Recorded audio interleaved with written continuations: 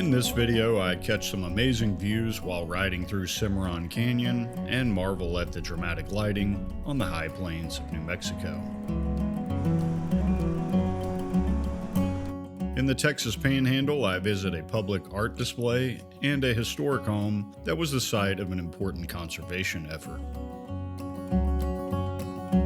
And on the North Texas plains, I take a slight detour for a closer look at a geologic feature that was significant to the Comanches.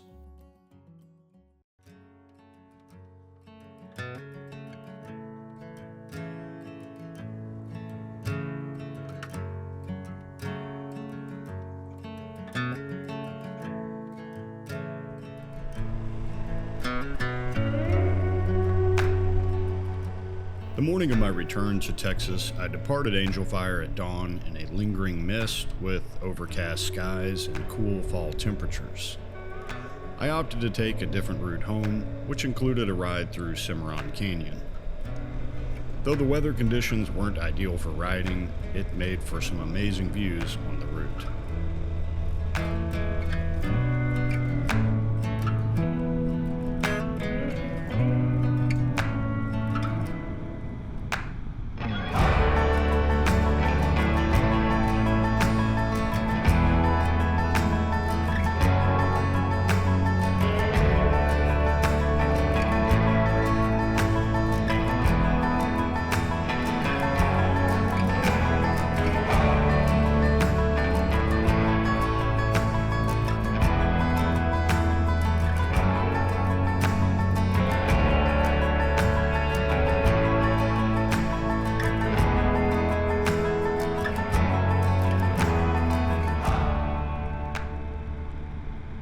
At Eagle Nest, I turned east and caught some brief glimpses of Eagle Nest Lake as I ascended in elevation.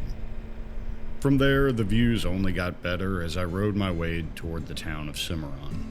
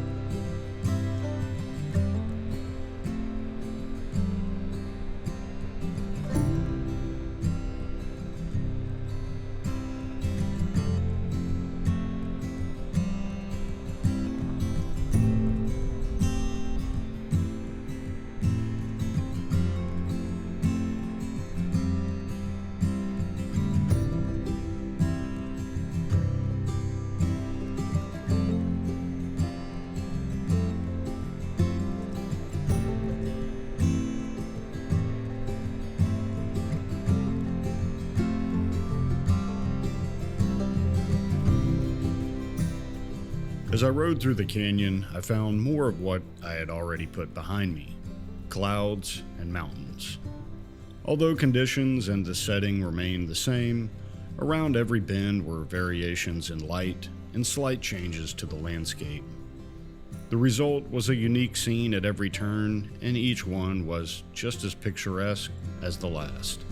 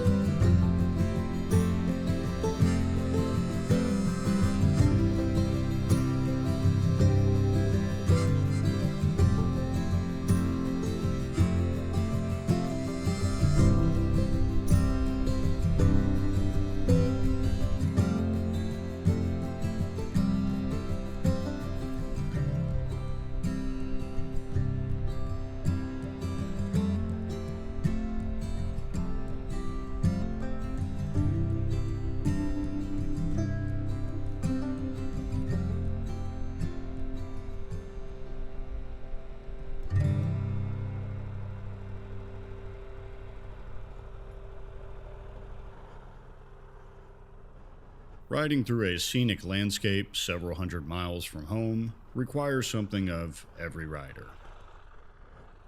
Pictures of the bike, of course.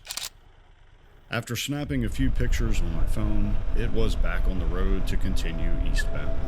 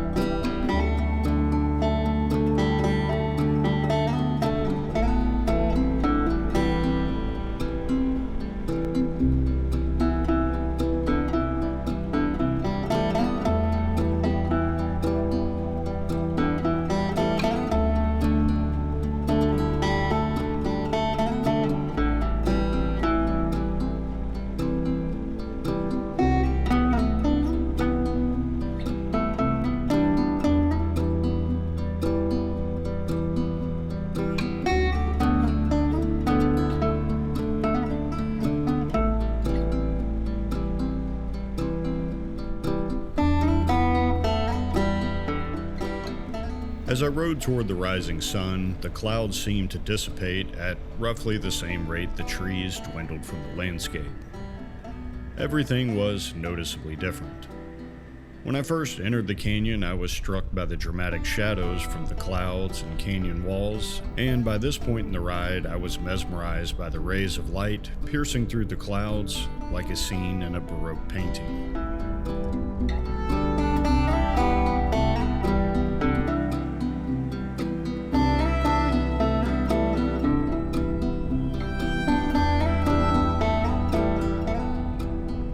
Once east of the town of Cimarron, I was on the high plains of eastern New Mexico and practically had the road all to myself for the next 24 miles to Springer.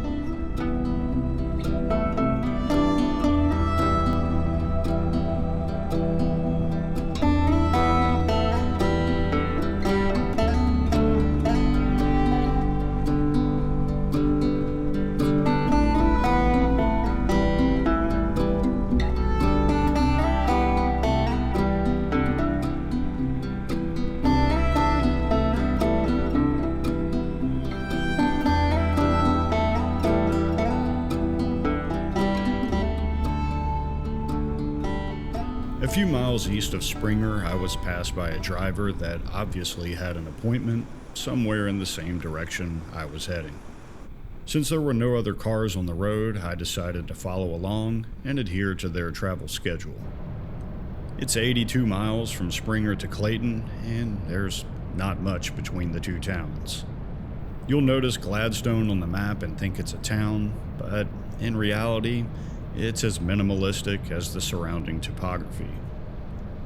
Featuring a lone store and a population of 5, Gladstone requires travelers' keen attention, otherwise it's easily missed.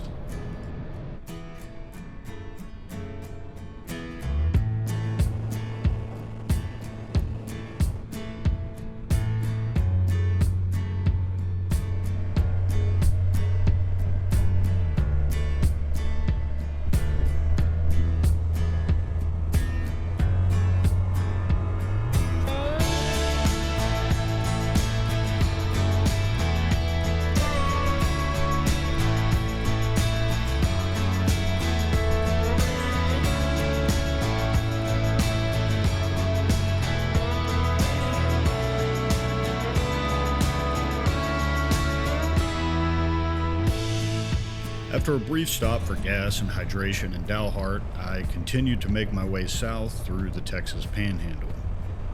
There were more vehicles on the road than I encountered in eastern New Mexico, but it was a clear path all the way into Amarillo, where I stopped at a widely known attraction.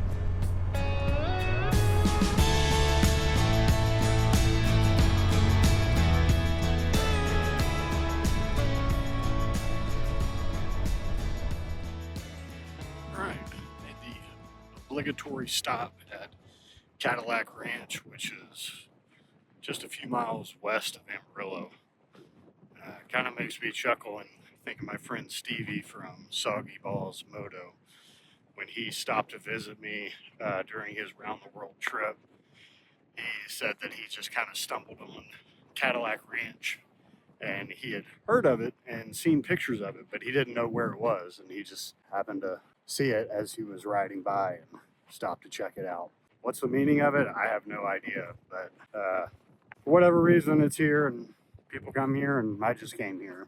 You can see it's just coated and coated with layers of paint.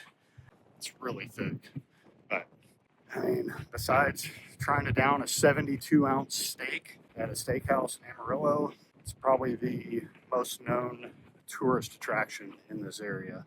So I just thought I would stop and visit for a few minutes, give me a nice break. But now I'm gonna get back on the road.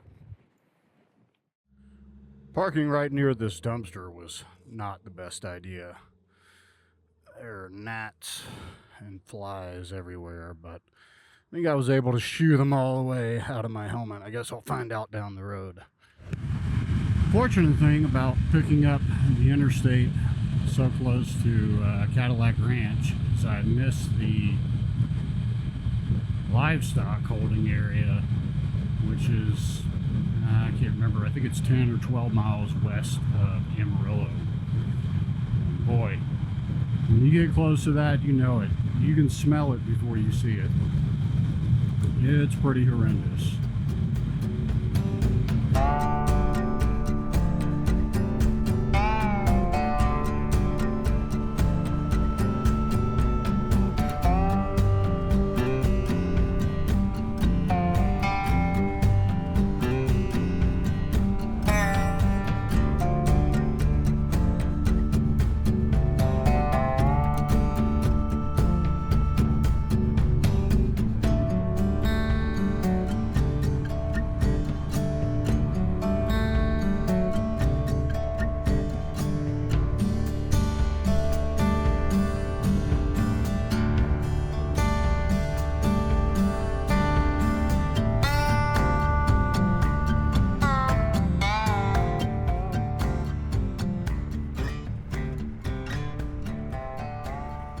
So I stopped at the Charles Goodnight house, which is about 40 miles east of Amarillo.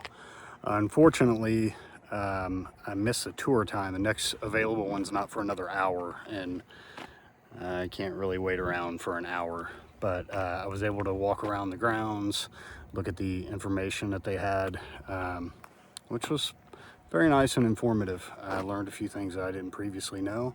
And at least got to check out the exterior of the house, so it was really interesting and made for a nice little stop along the way. The Charles Goodnight Ranch State Historic Site is located just off Highway 287, about 12 miles east of the town of Claude. Goodnight built this home in 1887, and it sits on the site of the first ranch in the Texas Panhandle, which he established with business partners in 1876. The geological ranch covered over 1.3 million acres of land with a herd of 100,000 cattle. Goodnight also played a key role in saving the southern plains bison from extinction by taking in orphaned calves and creating a domesticated herd from which he would sell and donate to other bison conservation efforts.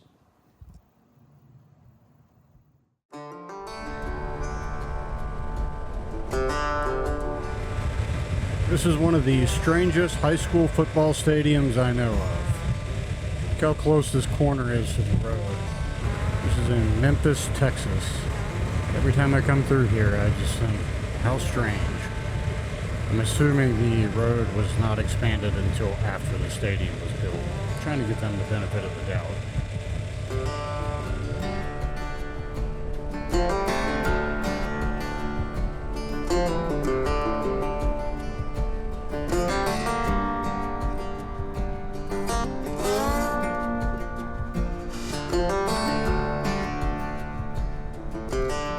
A few miles east of Quanah, Texas, it's easy to notice 4 mounds to the south of Highway 287. These are known as medicine mounds. Until the late 1800s, Comanches visited these mounds for spiritual practices as well as for healing. Today, the mounds are private property. A closer view of the medicine mounds stirred imaginations of a time when a large portion of what is now Texas was part of Comancheria, and bison still roamed the surrounding plains.